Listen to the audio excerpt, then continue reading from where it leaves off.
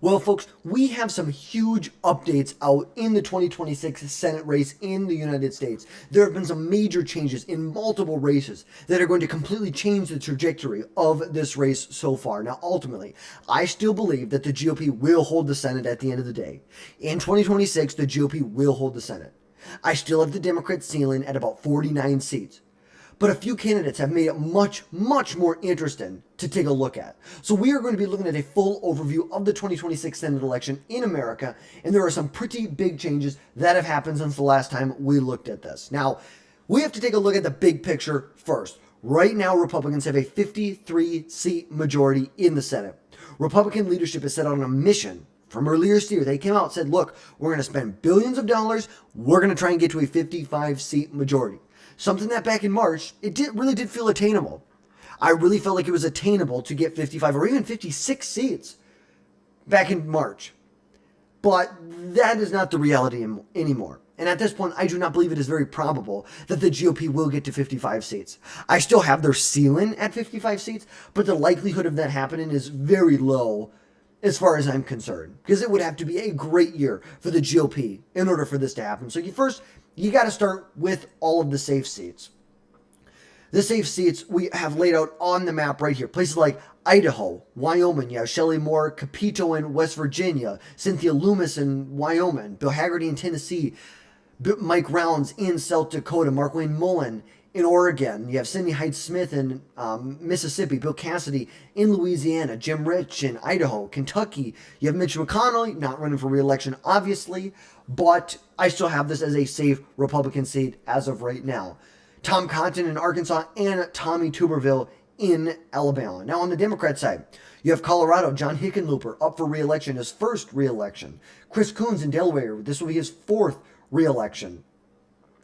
A term that he's going to serve. Ed Markey in Massachusetts, Rhode Island, Jack Reed, Cory Booker in New Jersey, Jeff Merkley in Oregon. You have, Mark Warner in Virginia. These are all the solid safe seats as of right now. Now for some of the less solid seats, you have Dan Sullivan in Alaska and Texas. You have John Cornyn, which that's a very interesting situation there with Ken Paxton, where Ken Paxton is basically in every poll is leading the primary. But then when you jump to the election, even a Republican poll by Reince Priebus, I think it was Reince Priebus who did it, said, or the poll conducted showed that Ken Paxton would get 37% in general election. Colin Allred would get 52%. Remember, Colin Allred, he ran ahead of the Democrats in Texas in 2024. But he still lost to Ted Cruz by like 8 points. And this could be a close election. Look back in 2016. Ted Cruz and Beto O'Rourke. This was a year that was historically good for Democrats. Historically good for them. 2026 will be another year that is historically good for Democrats. Beto O'Rourke came in within striking distance here. We do not want to mess around with this. Do not mess around with Texas. Please, do not. I'm not the biggest fan of John Cornyn either. But Ken Paxton, it would do worse in a general election than John Cornyn would do. There's no doubt. I have zero doubt in my mind about that. But obviously, Kansas, Iowa with Joni Ernst, John Husted in Ohio, where obviously that was J.D. Vance's seat, was nominated or was selected to fill it. Now he's got to run in 26 in the special election. In 2028, again, to get a full 6-year South Carolina, you have Lindsey Graham. You have in Maine, Susan Collins, Montana. You have, I believe that's Mike Rounds, who is in, who is in Montana, Mike Rounds, that's South Dakota. Steve Daines in Montana. And then, of course, you have your competitive seats. The competitive seats are Minnesota, Michigan, New Hampshire, Maine, North Carolina, Georgia. And right now, we have 5 incumbent senators who are not running for re-election. 5 incumbent senators. Illinois, Democrat Dick Durbin. Kentucky Senator Mitch McConnell. Obviously, McConnell was the leader of the Republicans for the last decade. Illinois Senator Dick Durbin. He's been number 2 in the Senate for a very long time. Shaheen Shaheen in New Hampshire. Minnesota Senator Tina Smith. And Michigan Senator Gary Peters all announced they are not going to be running for re-election in 2026. So now we are going to take a look at all of the competitive seats, obviously starting out with a very competitive seat. Well, it was supposed to be a competitive seat, New Hampshire. Shaheen Shaheen, the incumbent Democrat senator, is up for re-election, and she announced earlier this year that she would not be running for re-election in 2026. This would be the first open Senate election in New Hampshire since 2010, and for the first time for this seat since 1990 that it'll be open. Now, New Hampshire it's a very nuanced state. It is considered to be a slightly moderately blue state at the federal level. Obviously, Kamala Harris carried the state by roughly 3 percentage points in 2024. The congressional delegation has been entirely Democratic since 2017. However, Republicans control the governorship, both state legislative chambers, and the majority in the executive council. So you can see at the federal level, they're Democrats. At the state level, Republicans have a grip on power there. And Republicans had a huge opportunity, major opportunity here. If you've watched my videos before, you would have seen that I had New Hampshire as a lean Republican state if Chris Sununu was in this race, but now we have to get into the unfortunate news. Chris Sununu initially said he was not going to run. Shaheen then announced she was not going to run. Sununu came out and said, hey, I'm going to reconsider it. Reconsidered it, once again came out and said, I'm not going to run for re-election or run for the Senate in 2026. Sununu is a very popular governor, very popular. At the same time, when you have Democrats win in the state by 20 points, you have Sununu win in the state by 30 points statewide. He was seen as the most formidable candidate to win this election, to flip this seat from a Democrat held. This has been held by Democrats for years. I think the last Republican was John Sununu to have this race right here. Yes, John Sununu, 2002, ran against Shaheen, won by about 5 percentage points here. There was another matchup in 2008. John Sununu lost by about the same margin. Obviously, Scott Brown, the former ambassador to New Zealand and Samoa, ran in 2014. He was a former senator from Massachusetts at that time, but ultimately lost that election. 2020, Shaheen beat out the Republican by almost 16 points here. 16 points she won by. Remember, at the same time, when this state voted for Shaheen by 16 points, it voted for it voted for Biden by 7, and it voted on the governor's level. It voted for Sununu by 31. So you can clearly see where I'm coming from when I say that this was a serious opportunity for the Republicans to pick up this seat here with Sununu. But Sununu announced that he was not going to run. Really, for me, this put this into the Democrat category. I now have this as a lean Democrat seat as of right now. The representative from New Hampshire's 1st congressional district, Chris Pappas, announced that he was going to be running for this seat. Maggie Goodlander, who is New Hampshire's 2nd congressional district representative, announced that she's not going to run for re-election. She endorsed Pappas. Really, all the big names in the state have solidified behind Pappas. I think Pappas will be the nominee for the Democrats, pending any major changes or major shakeups. He will be the nominee in 2026. On the Republican side, they had Scott Brown. Scott Brown was the nominee in 2014. He was also a U.S. Senator from Massachusetts from 2010 until 2013 and was the U.S. Ambassador to New Zealand and Samoa during the Trump administration. Now, obviously, some other big names that are in here. You have Corey Lewandowski. That would be an absolute disaster, complete disaster. It would be a complete disaster if Corey Lewandowski was the nominee. At this point, I think it is Scott Brown's race to win, or to lose, I should say. But ultimately, I just do not believe that as of right now, there's enough data to back up the idea that a Republican, Scott Brown, is going to flip the seat, especially considering the climate. This is going to be a tough year for Republicans, a very tough year for Republicans. Historically, midterms are not good for the party in power. So for those reasons, that's why I have it listed as a lean Democrat seat as of right now. Now jumping over to the next seat, Maine. Currently held by incumbent Senator Susan Collins. And she said she does plan to run for re-election for a 6th term to office. She will be the only Republican-held Senate seat up for re-election in 2026 in a state that Kamala Harris won in 2024. Harris, she won the state in 2024 by roughly about 7 percentage points. Now, granted, Trump won Maine's 2nd congressional district by 9 points. Harris won the 1st by 20 points. This voted for Biden by about 9. Got actually pretty close back in 2016. Voted for Hillary Clinton by only 3 points. There were some strong third-party candidates here, but ultimately, this was really the highest percentage Trump has ever gotten in an election in Maine in 2024 when he received 45% of the vote there.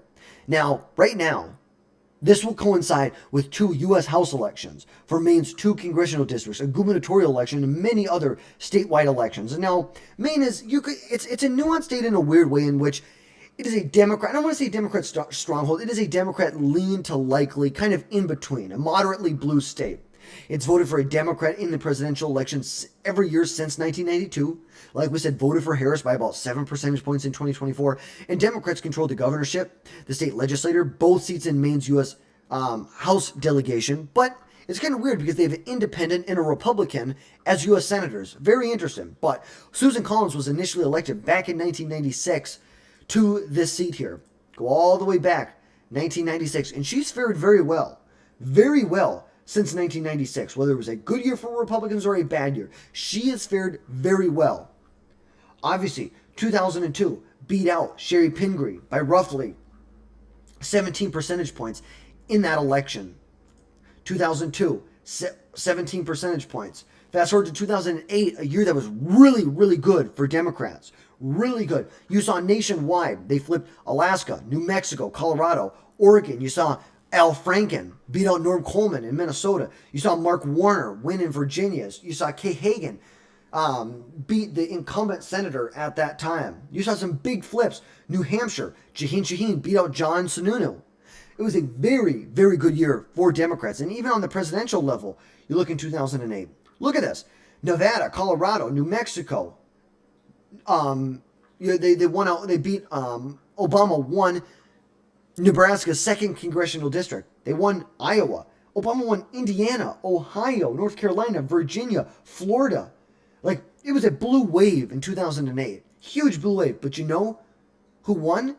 Susan Collins. At the same time, when Obama took the state by almost 20 points, Susan Collins won the state by over 20 points.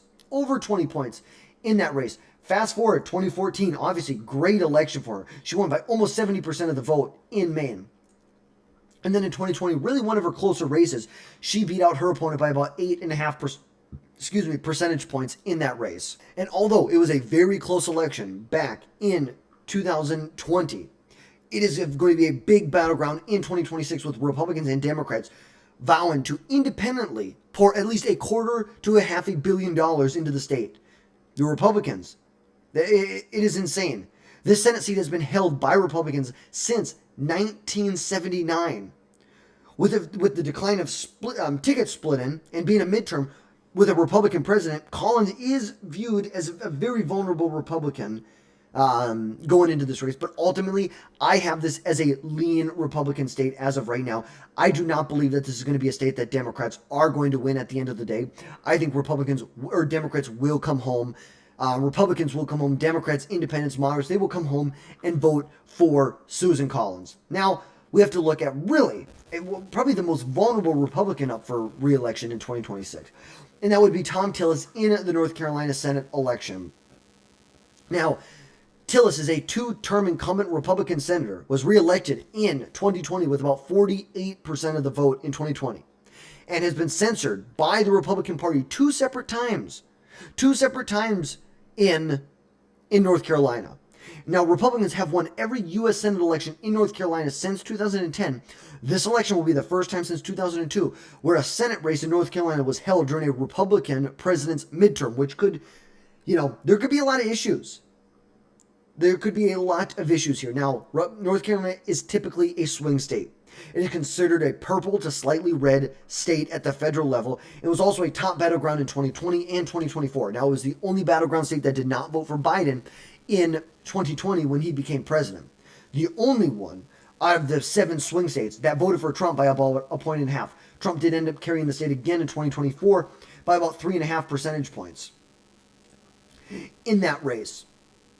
Now, both parties have seen success in recent years, where you saw at the same time where Donald Trump won the state in 2016, 3.5 points. You saw Trump win it by a point. Trump won it by 3.5 points in 2024. At the same time, you saw a Democrat governor win the state. The first time in North Carolina's state history that an incumbent Republican governor was ousted by a Democrat. First time in history that an incumbent was ousted. Fast forward to 2020. Roy Cooper won re-election by 4.5 percentage points again when Donald Trump carried the state by 1.5 points.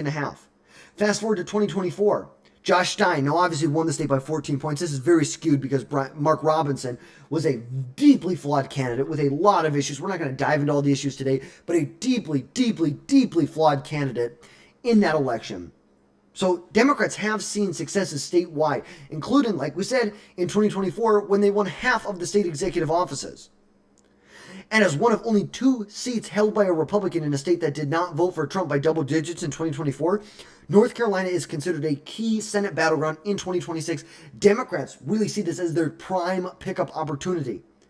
They see it as a prime pickup opportunity for one person. I'm not going to say one reason, for one person. His name is Roy Cooper.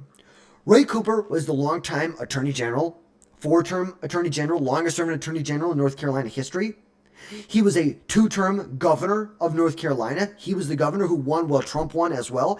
And he is widely seen as the most formidable candidate to beat out Thom Tillis in this election. Roy Cooper has a very intense infrastructure of fundraising in the state. Now, ultimately, right now, Wiley Nickel, the representative for North Carolina's 13th congressional district, has already jumped in this race. But Roy Cooper is seen by and far as really the most formidable candidate to beat out Thom Tillis. And especially if Thom Tillis has some baggage and some vulnerabilities, it could be tough, especially considering that Republicans are not real peachy about him. We saw he just tanked the nomination of Ed Martin to be a top prosecutor in D.C. because Thom Tillis came out and said he was not going to vote for him. Really tanked it. There were some ideas that maybe Laura Trump was going to run. She was the head of the Republican National Committee for a year, the daughter-in-law of current President Donald Trump right now. We're going to see what happens. I don't think that she's going to run here. I do think that Tillis will be the nominee in this race. You can already see he's got a lot of different organizations that have endorsed him. And right now he's got $4 million cash on hand. And the National Senatorial Republican Committee has said, look, they're going to back him. They're going to spend hundreds of millions of dollars to make sure that he stays in this race. And look at this. Campaign viability research. 36% want someone else. Now, granted, this was right after the election. We don't have any data since then. But still, look at this. Roy Cooper beats Thom Tillis, not by much, by a point or two in most of these races here. That's an issue. That is an issue. But ultimately, it's considered a battleground with the Cook Political Report saying it's a lean Republican state. Ultimately, that hasn't been updated since February. I have this on my battle map or my Senate map as of right now as a toss-up. This is a true toss-up state as of right now. We need more information as far as what is the former governor going to do, what is Roy Cooper going to do, and how much money. What is really the appetite for Republicans going into 2026? So as of right now, I have this as a toss-up state for right now. Now we're going to jump over to it is a competitive state, but it's less of a competitive state as of right now, and that is the state of Minnesota, where you have incumbent Senator Tina Smith, who will not be seeking re-election to a second full term in 2026. Now, Tina Smith won a special election in 2018 to replace Al Franken. Obviously, she was nominated, or I should say appointed by Governor, I believe it was Tim Walz at the time. It may have been Tim Pawlenty at the time, or not Tim Pawlenty, by Mark Dayton. But either Mark Dayton, I think it was Tim Walz who put her into the Senate when Al Franken resigned. She ran in 2018, won a pretty tight special election against Karen Housley, a Republican senator, or a Republican state senator here in Minnesota. She ran again against Jason Lewis in 2020, won by about 5 percentage points in 2020. Now it's announced she will not be running in 2026. This will be the first U.S. Senate election in Minnesota without an incumbent since 2006 with Amy Klobuchar when she ended up winning that election. Now, Minnesota is considered a moderately blue state at the federal level. Kamala Harris won it by 4 percentage points in the election in 24, and the last time a Republican won it statewide was in 2006 when Tim Pawlenty was narrowly reelected as governor over the DFL nominee Mike Hatch. But elections are generally really, really close in this state, typically decided by a single digit. Now, the most recent Senate election in 2024 saw Amy Klobuchar, a Democrat, defeat Republican Royce White by nearly 16 points. And the most recent election for this seat in 2020 saw, like we said, Smith defeat Republican nominee Jason Lewis by 5 points. Now, it was Mark Dayton nominated Tina Smith to the seat after incumbent Al Franken resigned. Now, she had been Dayton's lieutenant governor for a number of years at that point and obviously won that special election. Democrats see this as a big opportunity to get like a Amy Klobuchar-esque senator in the Senate. Now, there's some big news. There were some big updates since last time we covered this election.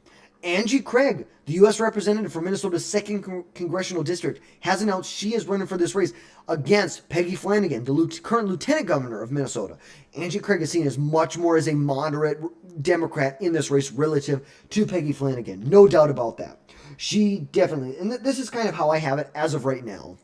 If Peggy Flanagan is leading the way, I believe that this will be a slight Democrat advantage. So right now I have it as a lean Democrat advantage. If Angie, if Peggy Flanagan is leading the ticket, I have it as a slight Democrat advantage. If Angie Craig is leading it, I have this as a lean Democrat state. And simply just because of what's going on in the state right now, especially the fact that Republicans are looking to nominate Royce White again, which is kind of a joke. Kind of a joke. I would look towards something more like a Michelle Tafoya or a Kendall Quayles or a Ryan Wilson, even a Tim Pawlenty. I was really hoping Tim Pawlenty would jump in this race. But ultimately, right now, as of March 31st, Adam Schwarzy has about 109,000 cash on hand. Royce White has 182. Against the Democrats, it's really no match. There really is no. Peggy Flanagan has over $1 million cash on it. Excuse me. Peggy Flanagan has 300,000. Angie Craig has over $1 million cash on hand from her congressional campaign, because obviously she represented Minnesota's 2nd congressional district, and she turned a district from a competitive district into a not real competitive district. She won by almost 14 points in 24. 5, and it was redistricting before that, so you can't really count it. It was a different area, but ultimately she turned this into a Democrat stronghold. But ultimately, this is going to be a tough race. I think that, Republicans, if they want to have any chance, they need to nominate Adam Schwarzy, or they need to nominate someone like a not Jim Jordan, a Jim Schultz, or a Tim Pawlenty, or a Kendall Quayles, or a Ryan Wilson. That's who I think would have the best shot to win this race. But as of right now, it's competitive, but If Peggy Flanagan is leading the ticket, I think the Republicans actually might have a shot if they don't nominate Royce White. Now, if they nominate Angie Craig, sorry, no offense to the Republicans in Minnesota, but the Minnesota GOP is just terrible. It is a pathetic, lethargic organization that needs a complete revamp, and that's just where we're at right now. They have not been able to deliver a statewide victory in like 2 decades, so just putting that out there. And then over to our last state of Georgia, saving the best for last. The most vulnerable senator up for re-election in 2026, the most vulnerable Democrat, Jon Ossoff. We know Jon Ossoff became a senator back in 2020. He ran against David Perdue. Obviously, they had to go to a runoff election in which David Perdue lost to to Jon Ossoff. It was a very close election. Very, very close election. Now, there was a huge shakeup recently in Georgia. We're going to get to that here in a second. But there's a number of Republicans, Buddy Carter, Marjorie Taylor Greene, Rich McCormick, Mike Collins, the state agriculture commissioner, Tyler Harper, the state insurance commissioner, John King, who are seen as major contenders. But the biggest one, the behemoth, the most formidable candidate was seen as Brian Kemp, but we had some very unfortunate news this week. Brian Kemp came out, announced that he will not be running for this election in 2026, which is very unfortunate. He was seen as the best shot to flip this race, the best shot. All polling had him leading Jon Ossoff. No one else came within 7 points of Jon Ossoff on the Republican side. It's very, very sad. And along with Michigan, this is one of 2 states that were won by Donald Trump in 2024, where they have a Democrat senator who's up for re-election in 26. Trump won the state by roughly 2 percentage points in 2024. And now Georgia is considered to be a purpley swing state at the federal level, but was a top battleground in 2020 and 24. Obviously, Trump won it in 2016, Biden won it in 2020. Trump once again won it in 2024 by about I think like 2.5 points we have right here. So as you can see here, Jon Ossoff has about $11 million cash on hand. This guy is fundraising like there is no tomorrow. He is ready to take this on. He is 100% ready to take this on. On the Republican side, the only declared candidate as of right now is Buddy Carter, which I just don't know. I think Brian Jack would be the best candidate. He's a young representative from Georgia's 3rd Congressional District, a new representative. He worked in the Trump administration. He worked on Trump's 2024 campaign, seen as a very, very formidable candidate outside of Brian Kemp. It's really sad that Brian Kemp isn't jumping in this race. It really is. Because Brian Kemp was seen as really the winner. They really saw that. Look at this. No one has beaten Jon Ossoff except Brian Kemp. Not a single poll. Not a single poll has anyone beaten Jon Ossoff except for Brian Kemp. Obviously, I don't think this is the end of the world for Republicans, but I think it's a pretty big blow. Because previously, I had this as a lean Republican state. Now it's a toss-up state. It's a toss-up as of right now. So we still have a lot. And the thing is Marjorie Taylor Greene is the nominee. This is a Democrat state. Look at the poll in here. Let's see if we can find anything with Marjorie Taylor Greene. Taylor Greene doesn't even crack 40%. She doesn't even crack 40% in these polls. It's kind of a joke. And she's actually mulling a bid to run. I hope Trump really stops in and puts squashes that, like, instantly. But that is where we are at in Georgia. That is an overall look at the 2026 Senate race. Obviously, some big shakeups, some huge shakeups since last time we looked at everything. But if you like this video, don't forget to drop down below, hit the subscribe button. Make sure you never miss another video from us again in the future. And folks, we will catch you next time.